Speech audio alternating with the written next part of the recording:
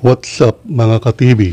Andito na naman po yung lingkod, David Roman TV, na muli ay magbibigay sa inyo ng konting kaalaman tungkol po sa PLDT Internet Service.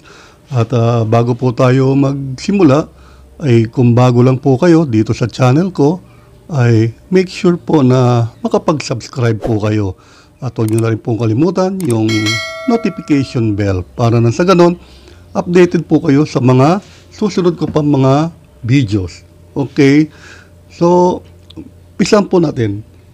Meron po kasi tayong ka-TV na nagtanong. At sabi nga niya, installed na daw lahat. No? Magmula poste hanggang bahay. Nakakabit na modem, lahat, telepono, lahat-lahat na. Activation na lang daw po yung kulang. Naunsyami pa. Bakit kaya? Yun ang tanong po no? So, bakit nga ba nangyari yun, no? So, ganito po.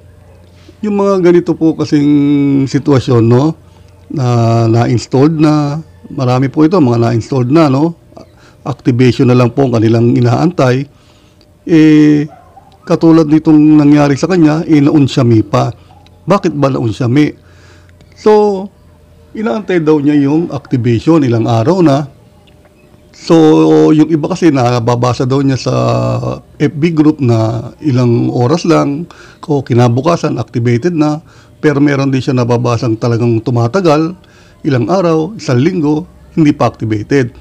Pero kakaiba daw itong sa kanya dahil naikabit na daw at lahat-lahat, activation na lang inaantay niya. Bakit nung i-chinek daw niya doon sa PLDT tracker, yung kanyang service reference number, ay canceled application daw siya. So, ang dahilan naman kung bakit daw siya na-cancel yung application niya ay dahil no cable facilities na daw doon sa NAPBox. Ang tanong niya, bakit nangyari yun? Ikinabit naman nila. So, dapat, kung wala pala talagang facilities o linya na pwede akong makapagkunan, di sana hindi na nila ikinabit. Yon ang tanong niya, no? So, sayang, nadudun at lahat-lahat, tapos canceled pala dahil no facilities na.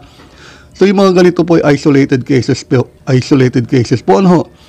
So, ang dapat pong gawin ninyo, pag ganito ang na-experience ninyo, ay pumunta po kayo sa pinakamalapit na PLDT office, at sabihin po ninyo doon sa mga customer service representative o yung CSR na naikabit na't lahat-lahat ang linya ninyo, may modem na, may telepono na, bakit na-cancel yung application?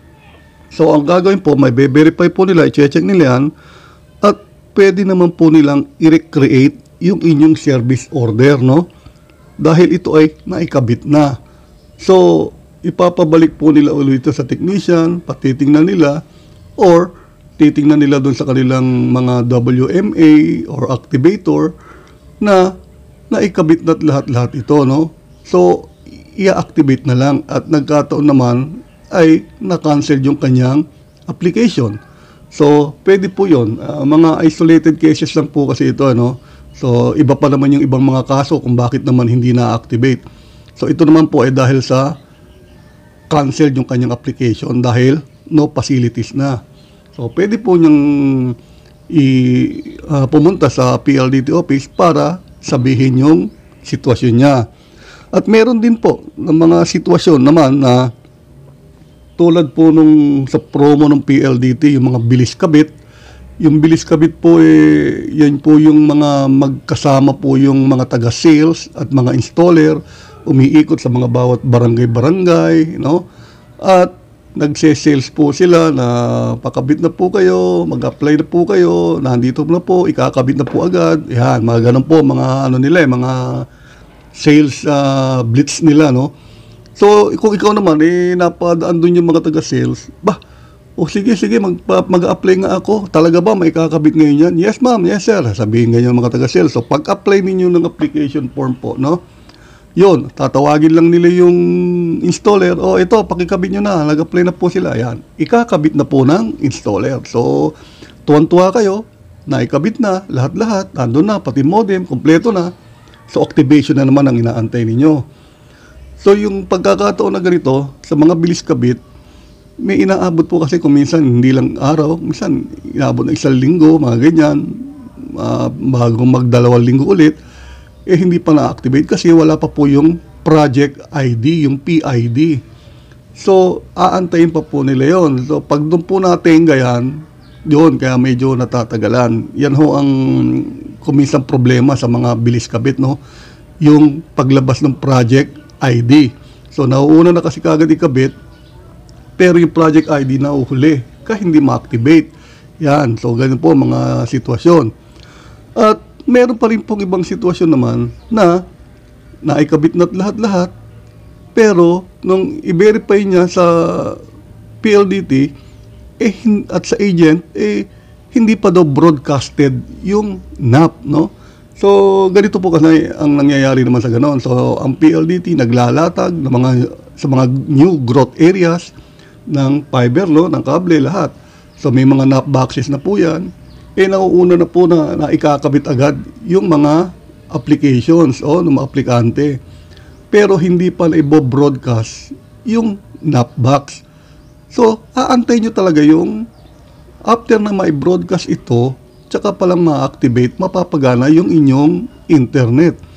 So, yun po ang nangyayaring sitwasyon na hindi pa naman broadcasted. So, ang gagawin, sasabihin yan, ma'am, sir, antayin nyo lang po. Pag natapos na pong nailatag lahat at naikabit na lahat yung mga NAP boxes, at after pong ma-accept yan, iba-broadcast na po yan. Pag broadcasted na po yan, activation na po kagad yan. Yan.